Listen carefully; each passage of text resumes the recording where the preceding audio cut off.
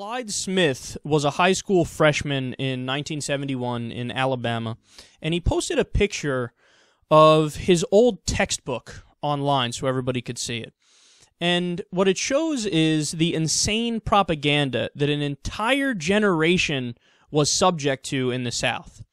So his textbook was called History for Schools by Charles Grayson Somersell, and the book was instituted in 1955 in Alabama and taught from well into the 1970s.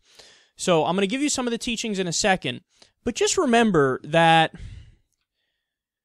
whenever we talk about race issues in America, you always have conservatives who are very quick to say, nah, come on, jumping to the conclusion of racism so quick and pretending like people hate other people or they feel superior or whatever. Stop saying that, people on the left. You play that card too much and it's not true, and you should be more open-minded and fair in your judgment of, people in the South or people who are really conservative or whatever. Now, the thing is, at face value, that sounds kind of reasonable, right? Because it's just like, well, I don't know. Stop jumping to conclusions. Stop painting with a broad brush about Southerners or conservatives or whatever. It sounds reasonable at face value, but there's a problem with that. And it's a problem that oftentimes new atheists talk about this problem in other contexts. But the problem is, what kind of a narrative have people in the South been taught? What's the pervasive line of thinking in the culture in the South? What's to them, this is a good way of putting it, what's the, of course, beliefs to them? Where if you get some of them alone in a room and they had a few drinks, they'll say, come on, of course, X, fill in the blank with whatever it is. So now, let me give you, again, from the 1970s, this guy's textbook from 1971. Here's what specifically white people were learning in public schools in the South. So first we have here a textbook going on to explain that, maybe there were problems with slavery or whatever, but the masters gave the workers good clothes. They were nice and warm and comfy. And, quote, in one respect, the textbook says, the slave was almost always better off than free laborers, white or black, the same period. The slave received the best medical care which the times could offer. Okay. This is a history textbook used in the South in 1971, and it was continued to be used later on, too. This isn't old at all!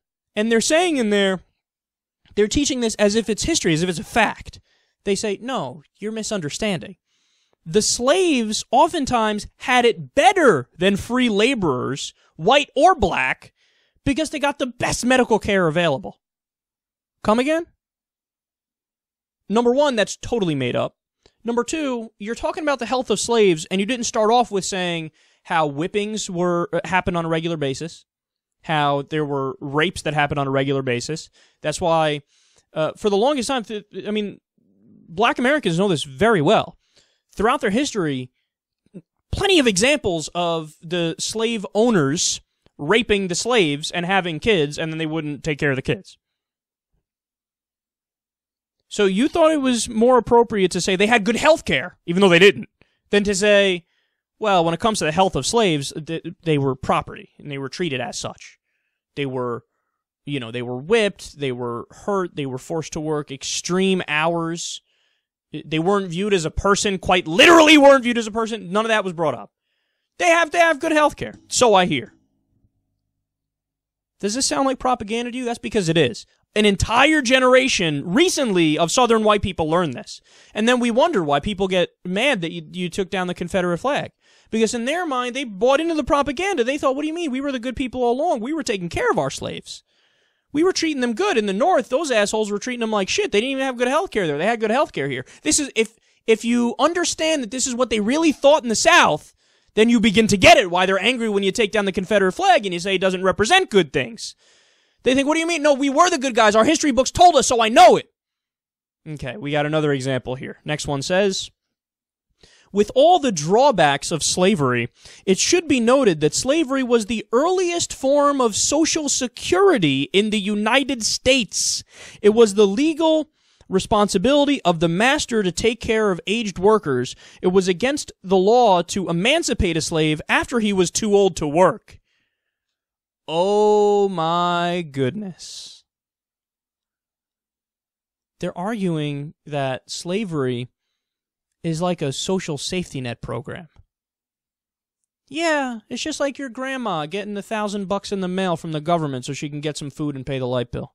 That's what it's like. That's what slavery is. When you own another human being and force them to work against their will, it's like free healthcare, something like that, That's what it's like.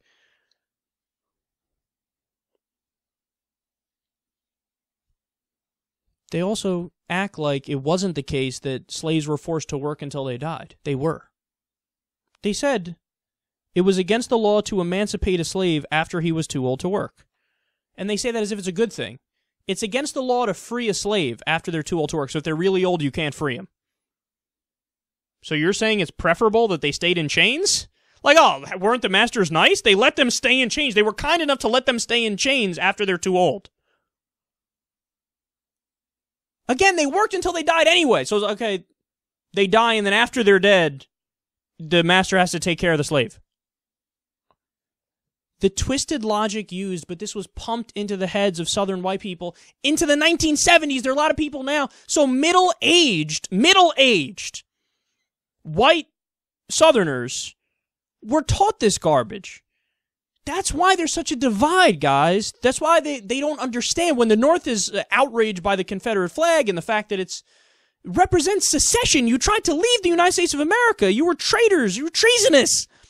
You tried to leave the country so you can keep owning people. And they're genuinely shocked when we're like, hey, by the way, you guys were the bad guys. Ah, how dare you offend my heritage? My textbook said I treated my slaves nicely.